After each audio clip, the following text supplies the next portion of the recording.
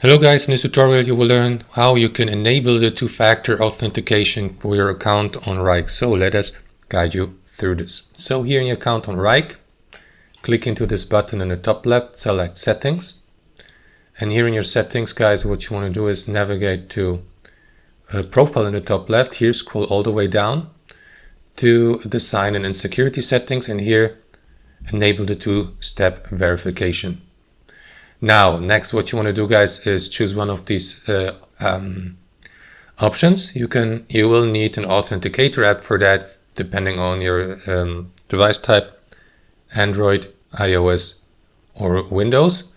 So what you want to do after that is, for example, if you go with Windows, you will need to use a Microsoft Authenticator app, click into continue, and then there will be two ways how you can do this, guys. So what you want to do is either use that QR code and scan it through the Authenticator app, for example, to finalize the two-step verification.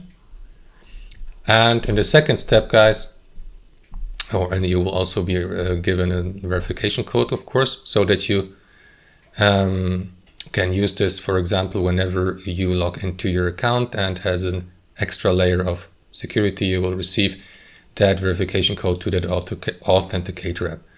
And the second option would be to use a key for that, and you will see the key listed below. Of course, for privacy reasons I can't show it right now because that's for my account, but you will need that key, so memorize it, write it down, and then also you will also receive a six-digit verification code to the Authenticator app. You will need to enter it here to verify and click into this button. So your password will be needed as well. So it's almost 3 steps, not 2 steps in that case here.